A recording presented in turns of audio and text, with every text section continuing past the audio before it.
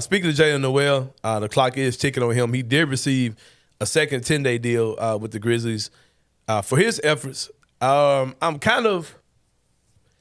just been kind of sitting on this, man. The other day I made a very bold proclamation. I said if the Grizzlies don't keep him for the rest of the year, that is malpractice, that is incompetence of a front office. And this is what I'll say. If they decide not to keep him, because it would take something. And like we say, okay, make this trade, do this, do that. Mm-hmm. But in order to make a trade, the team has to be willing to trade with you. A lot of teams just aren't willing to do that this early in the season. They want to wait closer to the deadline to see what they have and to just kind of maximize things as far as that's concerned, or see what the Grizzlies are going to be as far as, you know, a lot of teams want to wait until John Morant gets back to see, okay, what's that 2024 pick going to look like for y'all? You know what I mean? Yeah. So a lot of teams are going to be kind of weary about making deals with you altogether. But with that being said, if the Grizzlies don't keep Jaylen Nowell, I personally would be upset about it, you know.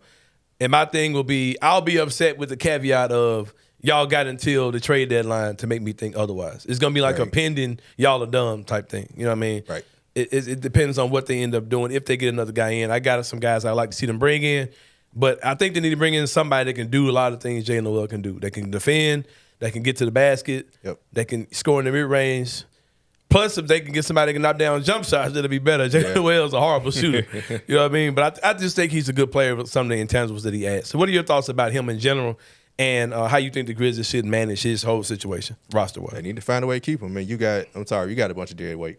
In a sense, I know, hey, nobody, you could tag along. Was that a Junior Lofton joke? No, not even him. No, I wasn't thinking. I was thinking more of the Jake Rayfield. So there were, but you know, right? You could tag him. No, you said dead weight. I was trying to. Yeah. I mean, I get it. I like Junior, man. I don't want to smoke for Junior, man. But yeah, but you know, trade, man. You could tag on some second round picks, toss in. You know, you could find a way to get. If you really want to keep Jaylen Nowell, they could find a way to do it. Yeah, they will find a way to do it. But I've been very impressed by him. Just like I said, he's not a good shooter, but most of the team, man. Like we shooting. We dead last in the NBA in three. Where we was as of the Utah game last week. I don't know what's changed. It may have changed since then. I haven't looked, but we were dead last in percentage in the NBA. So most of the team can't shoot. So I ain't knocking him for that.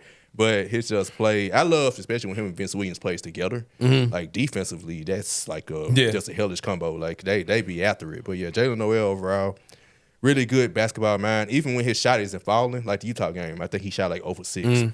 But he played well. You could tell like he was moving the ball on offense. He didn't just stand still. He would try and make plays. And on defense, he was just a menace. So since then, he's really been really spark for the team, and it's been really good to see. I'm glad to get the opportunity to see him because I was wondering why he was a free agent. Like he did well in Minnesota. Because when I saw his name, I was like, wait, is that the dude that busted us? Yeah, he had like at least one game against us where he went off. Yeah, in that playoff series, he's a very instinctive player, and he's got the Hooper gene. Somebody talk about it all the time. He's just an instinctive guy who kind of knows how basketball is supposed to flow.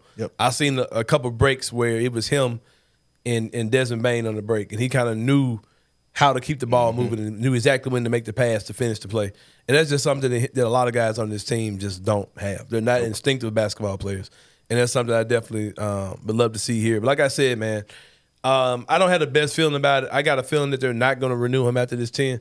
They're not going to make they might not be able to make a move, you know what I mean? To get him here keep him here after this 10. But I hope they have some other plan in mind if they don't. I don't think you should just get Jitty back into the rotation and see what happens. So we'll see how the whole thing goes. That speaks volumes that Taylor Jenkins completely took him out the rotation. Like he went to a 9-man rotation, set rotation. Just said, screw this. Just took him Give out. me the dudes who finna bring it. That lets me know something. Yeah.